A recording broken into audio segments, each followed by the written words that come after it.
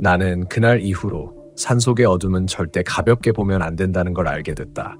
그게 단순히 시야가 어두워지는 문제가 아니라 내 마음까지 덮어버린다는 걸. 그 여름, 우리 넷은 대학생이 되고 처음으로 제대로 된 휴가를 계획했다. 서울의 끈적한 공기에서 벗어나 시원한 계곡에서 하룻밤만 캠핑하자는 단순한 생각이었다. 민석이 차를 빌려왔고 태영은 운전대를 잡았다. 수지는 캠핑 장비를 맡았고 나는 그저 따라가는 입장이었다. 야, 대둔산 쪽 어때? 사람 별로 없고 조용하대. 태영의 말에 다들 고개를 끄덕였다. 사람이 많지 않다는 말이 왠지 모르게 마음에 들었다. 서울의 소음과 사람들의 시선에서 벗어나고 싶었다. 길은 생각보다 험했다. 해가 지기 전까지 도착하겠다는 계획은 이미 어긋났고 산길은 구불구불했다. 라디오에서는 낯선 지역 방송이 희미하게 잡혔다. 오늘 대둔산 일대의 안개가 짙게 끼겠습니다. 야간 산행은 자제하시기 바랍니다. 그 문장이 그때는 그냥 흘려들은 말이었는데 나중에 그게 얼마나 중요한 경고였는지 알게 됐다. 우리가 도착한 곳은 지도에도 제대로 표시되지 않은 작은 공터였다. 계곡이 바로 옆에 있고 바위 뒤로는 나무들이 울창하게 이어져 있었다. 태영이 차를 세우고 말했다. 여기 좋다. 아무도 없네. 정말 아무도 없었다. 오히려 그게 조금 이상했다. 성수기인데 다른 텐트 하나 없다는 게. 우리는 장비를 내리고 텐트를 쳤다. 해는 이미 산 뒤로 넘어가고 있었고 계곡물 소리만이 점점 커졌다. 민석이 불을 피우며 말했다. 야, 근데 여기 공기 이상하지 않냐? 이상하긴 뭐가 이상해. 산속이니까 그렇지. 태영이 대수롭지 않게 웃었다. 하지만 정말로 공기가 묘했다. 습기가 많아서 그런가 숨을 들이쉴 때마다 무언가 눅눅한 냄새가 섞여 있었다. 흙냄새 같기도 하고 오래된 천냄새 같기도 했다. 우리는 고기를 굽고 맥주를 마시며 밤을 보냈다. 대화는 점점 가벼워졌고 불빛은 점점 약해졌다. 수진이 조용히 말했다. 여기 밤에는 아무 소리도 안 나네. 그 말에 나는 주위를 둘러봤다. 정말 그랬다. 방금 전까지 계곡물 흐르는 소리가 들렸는데 갑자기 멎은 것처럼 고요했다. 마치 누군가 리모컨으로 세상의 소리를 꺼버린 느낌이었다. 야, 불 더 넣어. 춥다. 민석이 장작을 던지며 말했다. 그런데 불이 제대로 붙지 않았다. 아까까지만 해도 갑자기 습기를 먹은 것처럼 꺼져갔다. 하얀 연기만 피어올랐다. 그때였다. 계곡 쪽에서 철벅하는 소리가 났다. 물에 무언가 떨어지는 소리였다. 고기 떨어졌나? 태영이 웃으며 플래시라이트를 비췄다. 하지만 아무것도 없었다. 물결만 잔잔히 흔들리고 있었다. 나는 이상한 기분에 손전등을 더 가까이 비춰봤다. 그리고 순간 물 위에서 머리카락 같은 검은 선이 살짝 떠올랐다 사라졌다. 너무 짧은 순간이라 확신할 수는 없었다. 야, 뭐야 방금 봤냐? 뭐? 아니, 방금 머리 같은 게. 야, 지훈아, 술 취했냐? 민석이 웃으며 내 어깨를 툭 쳤다. 나는 그 말을 그냥 넘겼다. 하지만 뭔가 마음이 불편했다. 밤 공기 속에 이상한 냄새가 섞여 있었다. 썩은 물 냄새 같기도, 오래된 옷장 냄새 같기도 한 냄새. 그리고 계곡 쪽에서 나는 작은 푹 소리. 마치 누군가 천천히 물속으로 들어가는 발소리 같았다. 그날 밤 텐트 안에 들어간 후에도 잠이 오지 않았다. 밖에서는 계속 철벅철벅 하는 소리가 들렸다. 처음엔 물방울 떨어지는 소리겠거니 했지만 그 리듬이 너무 일정했다. 마치 누군가 천천히 물 위를 걷는 것처럼 한 발짝, 두 발짝, 그리고 잠시 멈춘다. 그 뒤엔 고요, 숨소리도 멈출 만큼의 고요. 나는 조심스럽게 텐트 지퍼를 내렸다. 빛이 거의 사라진 계곡 쪽으로 눈을 돌렸다. 그곳에 희미하게 무언가 있었다. 물 위에 떠있는 하얀 형체, 정확히는 사람의 뒷모습 같았다. 그 형체는 머리카락이 길었고 천천히 고개를 돌리려는 듯한 움직임을 보였다. 나는 숨을 삼켰다. 야, 민석아. 목소리가 떨렸다. 그런데 이상하게도 그 소리에 민석이 바로 반응하지 않았다. 뒤를 돌아보니 민석의 자리가 비어 있었다. 텐트 안은 숨이 막힐 만큼 정적이었다. 나는 조심스럽게 다시 이름을 불렀다. 민석아. 대답이 없었다. 잠시 귀를 기울였지만 계곡물 소리도 사라진 상태였다. 그때 바깥에서 바스락거리는 소리가 들렸다. 누군가 텐트 주위를 천천히 돌고 있었다. 나는 그 소리를 따라 고개를 들었다.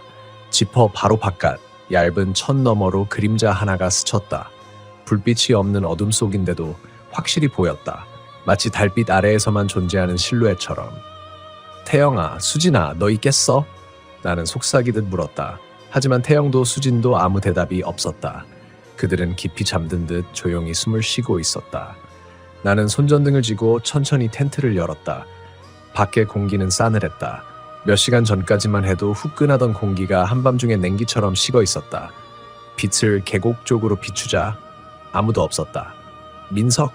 나는 불렀다. 그때 물속에서 무언가가 툭 튀어나왔다. 순간 놀라 뒤로 넘어졌다. 그건 바위였다. 물결에 눌려있던 둥근 바위가 일렁이면서 순간 사람 머리처럼 보였던 것이다. 하지만 나는 뭔가 이상했다. 그 바위 뒤쪽에 검은 실루엣이 있었다. 아까 봤던 그 뒷모습 같은 형체. 이번에는 확실히 봤다. 그 형체가 고개를 천천히 돌리려는 순간 나는 본능적으로 손전등을 껐다. 칙! 불빛이 사라지자 세상이 완전히 어두워졌다. 그런데 그 순간 계곡 너머에서 낮은 소리가 들렸다. 지훈아, 내 이름이었다. 분명히 내 이름을 부르는 여자 목소리였다. 차갑고 낮고 묘하게 끌리는 음색. 나는 얼어붙었다. 다시 그 소리가 들렸다. 지훈아, 왜 그래? 나야. 수진의 목소리였다. 하지만 이상했다. 텐트 안에는 분명 수진이 자고 있었다. 그렇다면 이 목소리는 누구지? 나는 조심스럽게 텐트 쪽을 돌아봤다. 텐트 속에서는 아직 수진의 숨소리가 들렸다. 그녀는 꿈꾸듯 아주 깊이 잠들어 있었다. 그런데 바깥에서는 똑같은 목소리가 다시 들려왔다. 지훈아, 나야. 여기 좀 봐. 그 말과 함께 물가 근처에서 하얀 손 하나가 천천히 올라왔다. 손가락 끝이 물에 젖은 채 아주 부드럽게 흔들렸다. 나는 숨을 참았다. 이상하게도 그 손가락들이 무언가를 가리키고 있었다. 계곡 위쪽 방향이었다. 나는 손전등을 다시 켰다. 빛이 닿자 손은 사라져 있었다. 하지만 그 자리엔 무언가가 남아 있었다. 흙으로 덮인 듯한 사람의 발자국. 그리고 그 발자국은 우리 텐트 방향으로 이어져 있었다. 심장이 빠르게 뛰었다. 나는 급히 텐트로 돌아와 민석의 자리를 확인했다. 여전히 비어 있었다. 태영은 코를 골며 자고 있었고 수지는 옆에서 고요히 누워 있었다. 나는 그때서야 뭔가 이상하다는 걸 깨달았다. 민석의 가방, 신발, 휴대폰이 그대로 있었다. 설마 화장실 간 건가? 나는 일부러 작게 중얼거렸다. 하지만 속으로는 이미 답을 알고 있었다. 이건 단순한 실종이 아니었다. 누군가 그를 부른 것이다. 그 순간 수진이 천천히 몸을 일으켰다. 지훈아, 무슨 소리야? 아니야. 그냥 민석이 잠깐 나갔나 봐. 밖에 나갔다고? 지금 몇 시인데? 한 3시쯤 그녀가 고개를 들었다. 그리고 텐트 밖을 가만히 바라봤다. 저기 누구 있어? 그녀의 목소리가 떨렸다. 나는 반사적으로 손전등을 비췄다. 텐트 밖에는 아무도 없었다. 하지만 수지는 확신한 듯 말했다. 거기 누가 서 있었어? 머리 길고 젖은 옷 입은 사람. 나는 말문이 막혔다. 그녀는 놀란 눈으로 나를 봤다. 방금 그 사람이 민석 불렀어. 바로 그 순간이었다. 툭툭. 계곡 쪽에서 다시 물소리가 들렸다. 점점 가까워졌다. 규칙적인 발소리처럼 한 발자국 또 한 발자국. 우리가 있는 쪽으로. 빛을 비추려 했지만 손이 떨려 제대로 잡히지 않았다. 그 소리가 텐트 바로 앞에서 멈췄다. 그리고 지훈아. 이번엔 바로 귓가에서 들렸다. 분명히 텐트 천 넘어 아주 가까운 곳에서. 나는 그대로 얼어붙었다. 몸이 움직이지 않았다. 그리고 천막 너머로 희미한 손자국 하나가 찍혔다. 축축한 물기가 스며든 손바닥 모양이 천에 남았다. 나는 손자국이 찍힌 천막을 바라본 채 움직이지 못했다. 그 손자국은 점점 더 짙어졌다. 물이 아니라 피처럼 끈적한 무언가가 스며드는 듯했다. 수진이 내 팔을 꽉 붙잡았다. 지훈아, 나 무서워. 밖에 누구야? 쉬. 나는 입술을 손가락으로 막으며 그녀를 조용히 시켰다. 밖에선 아무 소리도 들리지 않았다. 하지만 그 아무 소리 없음이 오히려 더 무서웠다. 새소리도, 물소리도, 바람소리도 없었다. 세상이 멈춘 듯한 고요. 그때 지퍼가 아주 천천히 움직였다. 치익, 치익. 누군가 텐트의 문을 천천히 내리고 있었다. 나는 급히 손전등을 비췄다. 빛이 닿자 움직임이 멈췄다. 지퍼는 반쯤 열린 채로 멈춰 있었다. 나는 손전등을 더 가까이 가져갔다. 그 틈 사이로 바깥이 희미하게 보였다. 그리고 그 안쪽에서 눈이 있었다. 빛을 받아 번뜩이는 두 개의 눈동자. 사람 눈처럼 보였지만 초점이 맞지 않았다. 너무 가까워서 그 시선이 나를 뚫고 지나가는 것 같았다. 누구야? 내가 외치자 눈동자가 사라졌다. 그리고 계곡 쪽으로 달아나는 철벅 소리가 들렸다. 나는 주저하지 않고 텐트 밖으로 뛰쳐나왔다. 수진이 뒤에서 날 붙잡으려 했지만 이미 늦었다. 밖은 서늘하고 축축했다. 물안개가 발목 높이까지 깔려 있었다. 손전등을 흔들며 사방을 비췄지만 아무것도 없었다. 그저 공기 속에서 누군가 숨쉬는 것 같은 기척만 있었다. 민석, 어디 있냐? 나는 소리쳤다. 그때 계곡 위쪽에서 철썩하는 큰 물소리가 났다. 나는 본능적으로 그쪽으로 뛰었다. 바위 위로 올라서자 희미한 불빛이 눈에 들어왔다. 작은 횃불 같은 게 물가 근처에 있었다. 그 불빛 옆에 민석의 옷이 놓여 있었다. 옷은 흠뻑 젖어 있었고 안쪽에는 그의 휴대폰이 들어 있었다. 그건 분명히 누군가 일부러 올려둔 듯한 모습이었다. 민석아! 나는 물가를 향해 비명을 질렀다. 하지만 돌아온 건 메아리뿐이었다. 서가! 서가! 그리고 그 직후 메아리와 거의 동시에 어디선가 낮은 웃음소리가 들렸다. 여자였다. 그 웃음은 멀리서 시작해 좀 가까워졌다. 하하! 나는 뒤를 돌아봤다. 수진이었다. 그녀가 멍한 눈으로 나를 바라보고 있었다. 수진아, 너 괜찮아? 그녀는 대답하지 않았다. 대신 천천히 고개를 갸웃거리더니 나를 보며 웃었다. 그 웃음이 이상했다. 입은 웃고 있었는데 눈은 전혀 웃지 않았다. 지훈아, 그녀의 목소리가 낮게 깔렸다. 우리 여기서 나가야 해. 그래, 나도 그렇게 생각해. 태영 깨우고 바로 내려가자. 그런데 그녀가 고개를 저었다. 아니, 지금 나가야 해. 지금 당장. 뭐, 저기 뒤에 있잖아. 나는 반사적으로 뒤를 돌았다. 아무것도 없었다. 하지만 공기가 달라져 있었다. 냄새였다. 썩은 물 냄새, 진흙, 그리고 오래된 천 냄새. 그 냄새는 계곡 아래가 아니라 내 바로 뒤에서 풍기고 있었다. 철벅, 철벅. 그 소리가 다시 들렸다. 하지만 이번엔 물 위가 아니라 땅 위에서 들리고 있었다. 나는 한 발짝 뒤로 물러났다. 수진이 내 옆으로 와서 손을 꽉 잡았다. 그녀의 손은 얼음처럼 차가웠다. 지훈아, 눈 맞추지 마. 뭐? 보면 안 돼. 그녀는 떨리는 목소리로 말했다. 나도 아까 봤어. 민석이 물가에서 그거 보고 부른 거야. 누가 자기 이름 불렀대. 그녀의 말이 끝나기도 전에 우리 앞에 물안개가 살짝 갈라졌다. 그리고 그 사이로 머리카락에 젖은 얼굴 하나가 천천히 드러났다. 눈이 없었다. 그 자리엔 새까만 구멍이 있었다. 입이 천천히 열리며 낮게 속삭였다. 지훈아, 따뜻해. 들어와. 나는 비명을 질렀다. 손전등을 던지고 수진의 손을 끌었다. 우리는 텐트 쪽으로 뛰었다. 하지만 텐트는 이미 쓰러져 있었다. 태영의 모습이 보이지 않았다. 대신 텐트 바닥에는 축축한 발자국이 3개 찍혀 있었다. 우리 둘, 그리고 하나 더. 나는 수진의 손을 붙잡은 채 산 아래로 달렸다. 어디가 길인지 알 수 없었다. 전조등도 꺼진 태영의 차는 보이지 않았고 발밑은 젖은 흙과 돌멩이뿐이었다. 손전등은 떨어뜨려 버려서 불빛은 오직 휴대폰 화면뿐이었다. 그 희미한 빛이 물안개 속에서 부서지며 깜빡였다. 지훈아, 길 맞는 거야? 몰라? 그냥 내려가는 거야. 태영은? 민석은? 나중에 일단 살아야 돼. 내 말이 끝나자마자 갑자기 쿵 하는 소리가 산 쪽에서 울렸다. 바위가 굴러내리는 소리 같았다.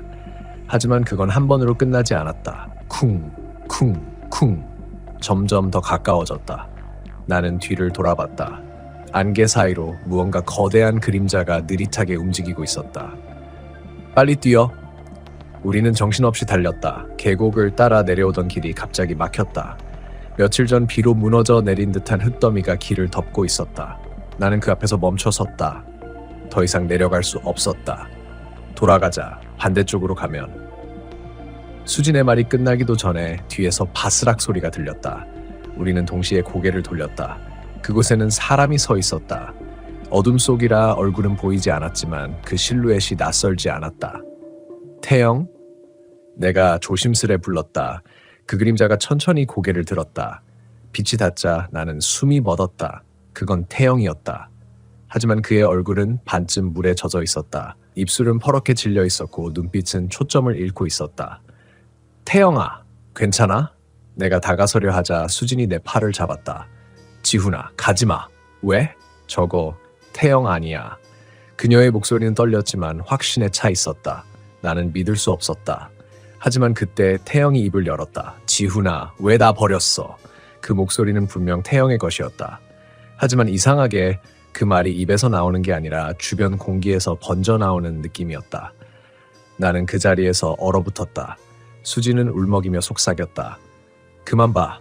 눈 마주치면 안 돼. 그거 우리 이름 계속 부르잖아. 사람처럼. 그녀의 말이 끝나자마자 태영의 입이 천천히 찢어지듯 벌어졌다. 그리고 낮은 웃음이 흘러나왔다. 물이 따뜻해. 민석도 들어왔어. 이제 너만 오면 돼. 그 말이 끝나는 순간 그의 몸이 천천히 쓰러지며 안개 속으로 사라졌다. 마치 안개가 사람을 삼켜버리는 것처럼 나는 머리를 감쌌다. 안 돼. 이건 꿈이야. 꿈이야. 그러자 수진이 내 손을 붙잡았다. 지훈아, 정신 차려. 우리 여기서 빠져나가야 돼. 어떻게? 길도 없는데? 내려가는 길 말고 반대로 올라가. 산 위로? 응, 여긴 계곡 아래라서 밑으로 갈수록 더 깊어져. 위로 올라가면 신호라도 잡힐 거야. 그녀의 말은 일리가 있었다. 우리는 계곡을 등지고 다시 산 쪽으로 올라가기 시작했다. 풀잎에 닿을 때마다 축축한 냉기가 팔을 스쳤다. 공기는 점점 더 탁해졌다. 마치 산이 우리를 삼키는 것 같았다. 잠깐. 수진이 갑자기 멈췄다. 왜 그래? 지훈아, 이 길 아까 왔던 데 아니야? 나는 손전등 대신 휴대폰 불빛을 높이 들었다. 그녀의 말이 맞았다. 앞에 쓰러진 텐트가 있었다. 우리가 뛰쳐나온 그 자리였다. 말도 안 돼. 나는 뒤를 돌아봤다. 분명 반대 방향으로 달려왔는데 다시 제자리였다. 그 순간 휴대폰이 삐 하는 전자음과 함께 꺼졌다. 배터리가 아직 절반 남아 있었는데 갑자기 꺼진 것이다. 같은 순간 수진의 휴대폰에서도 전원이 나갔다. 사방이 어두워졌다. 달빛조차 보이지 않았다.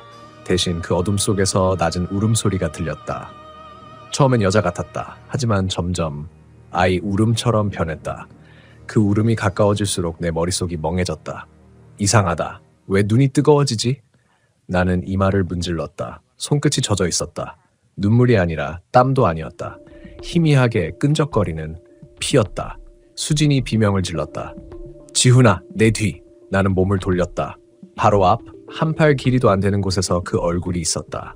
물에 젖은 머리카락, 꺼멓게 썩은 눈구멍, 그리고 입안에서 들리는 거품 소리. 지훈아, 내려가. 그 입이 그렇게 말했다.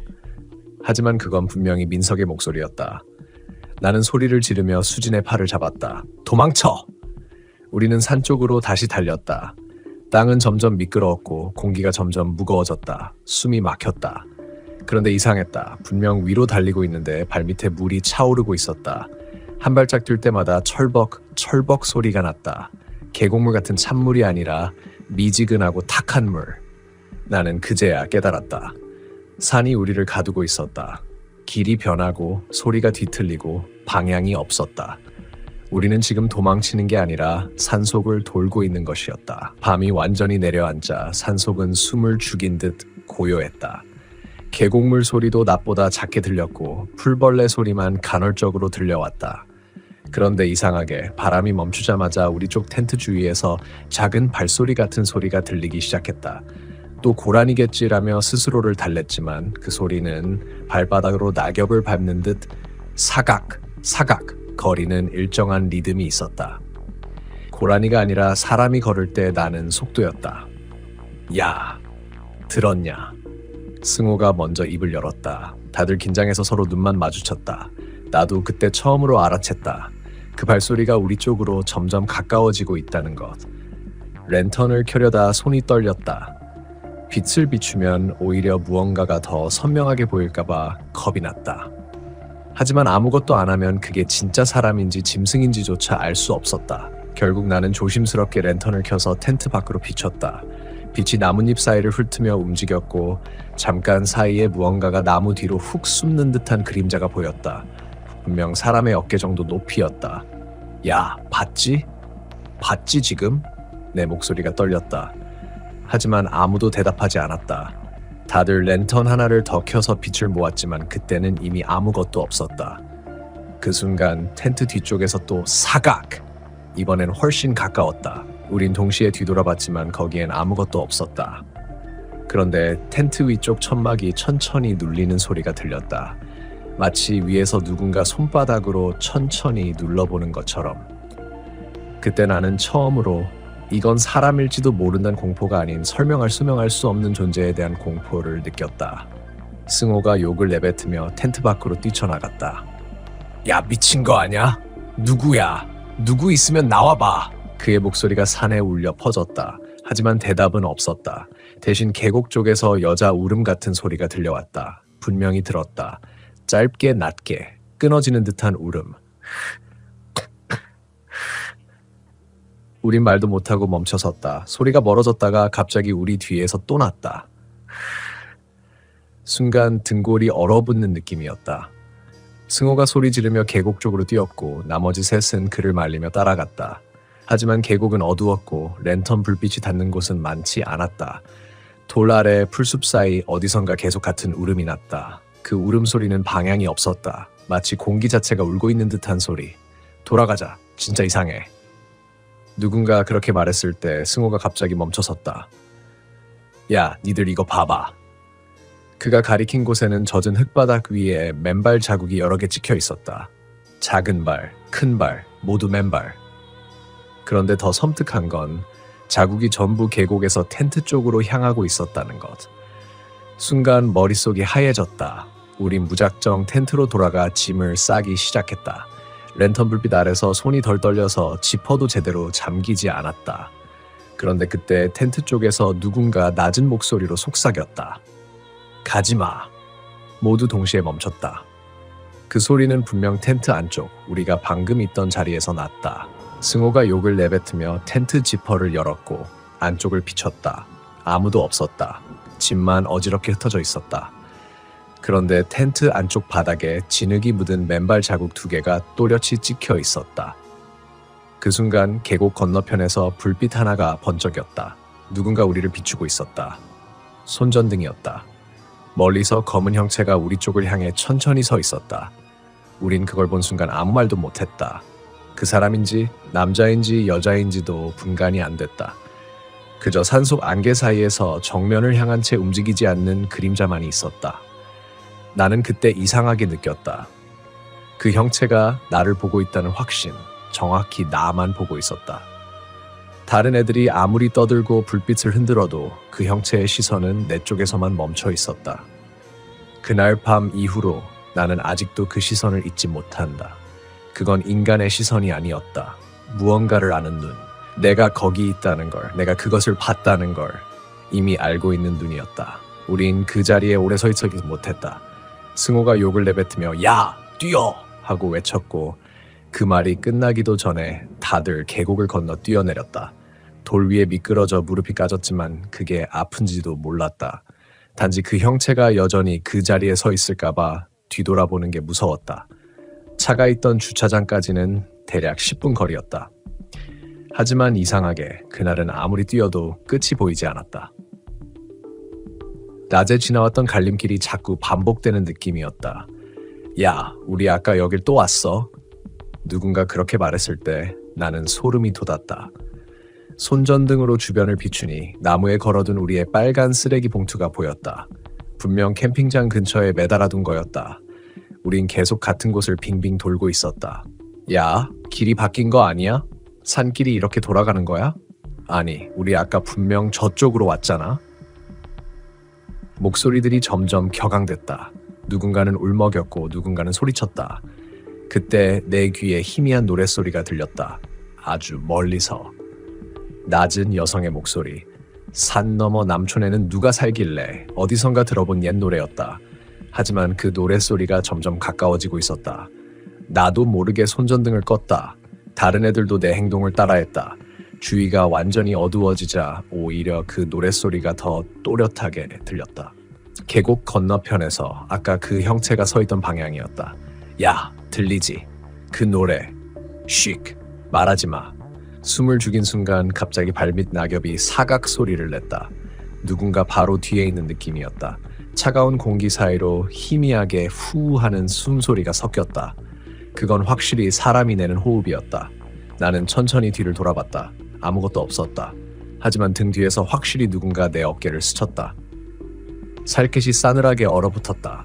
그 순간 머릿속이 여기서 벗어나야 한다는 생각밖에 없었다. 우린 서로 잡은 손을 놓지 않은 뛰기 시작했다. 숲길을 헤치며 거의 구르듯 뛰었다. 결국 도로에 닿았을 때 차가 보였다. 도망칠 수 있다는 안도감에 거의 울다시피 했다. 우린 급히 차에 올라탔고 시동을 걸었다. 엔진이 한 번에 걸리지 않았다. 승호가 욕을 내뱉으며 키를 몇 번 더 돌렸을 때 드디어 시동이 걸렸다. 됐다, 빨리 나가자. 그 순간 차 헤드라이트가 켜지며 앞길을 비췄다. 그리고 그 빛 속에 누군가 서 있었다. 흰 셔츠를 입은 여자였다. 머리가 젖어 있었고 고개를 숙인 채 도로 한가운데에 서 있었다. 빛을 받자 천천히 고개를 들었다. 눈이 없었다. 그녀의 눈은 새까만 구멍처럼 비어 있었다. 입만 살짝 열려 있었고 입안에서 물이 뚝뚝 떨어졌다. 우린 동시에 비명을 질렀다. 승호가 급히 후진을 하려 했지만 그 순간 차 안 라디오가 갑자기 켜졌다. 산 너머 남촌에는 누가 살길래. 라디오에서 아까 그 노래가 흘러나왔다. 우린 라디오를 껐지만 노래는 꺼지지 않았다. 오히려 차 안 스피커에서, 아니 차 안 전체에서 울려 퍼지고 있었다. 승호가 악을 쓰며 가속 페달을 밟았다. 차는 미끄러지듯 도로를 벗어나 산길을 내려갔다. 하지만 이상했다. 헤드라이트가 비추는 길이 계속 똑같았다. 같은 커브, 같은 이정표, 같은 표지판. 우린 분명히 내려가고 있는데 계속 같은 길을 반복해서 지나가고 있었다. 야, 이거 우리 아직 산 안에서 못 나간 거야. 누군가 중얼거렸다. 그 순간 뒷좌석 창문 밖에서 무언가가 스르르 스치는 소리가 들렸다. 길게 손톱으로 유리를 긁는 듯한 소리. 끼익, 끼익. 나는 그때 눈을 돌려 창문을 봤다.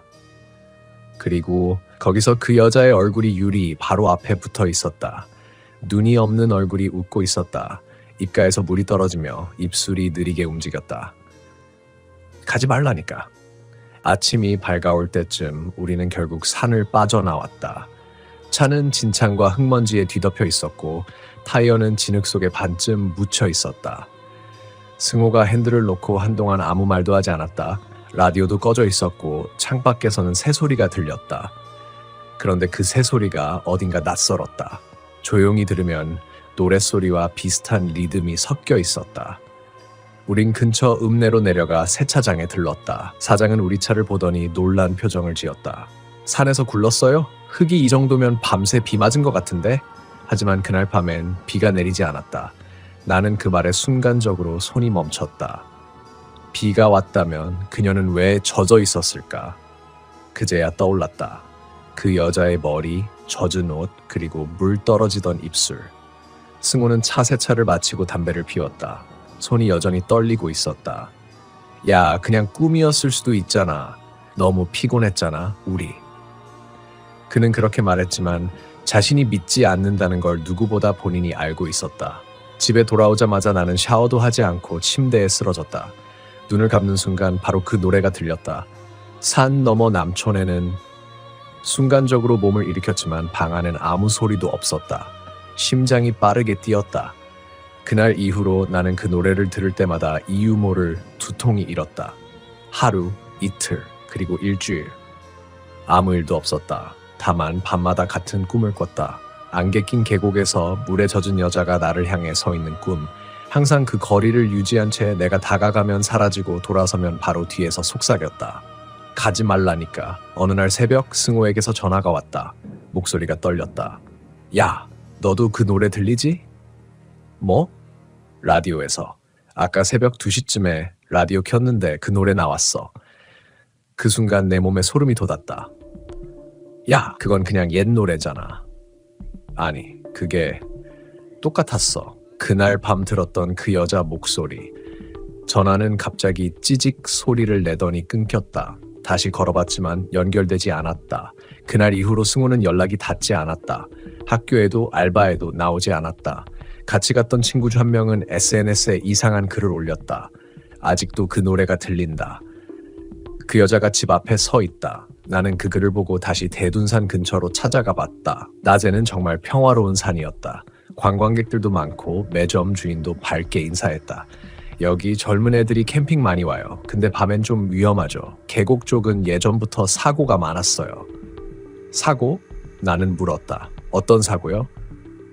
그가 잠시 말끝을 흐리더니 조용히 말했다. 옛날에 비 많이 오던 해에 여학생 하나가 물에 빠졌대요. 친구들이 장난으로 밀었다는데 그냥 실수였다고. 그 뒤로 여름만 되면 밤마다 누가 노래 부른다고들 하죠. 나는 아무 말도 하지 못했다. 그 이야기가 내 귀에 들어오는 순간 귀 안쪽에서 그 멜로디가 다시 흘러나왔다. 산 너머 남촌에는. 그날 밤 나는 다시 그 꿈을 꿨다. 이번엔 꿈속의 여자가 내게 더 가까이 다가왔다.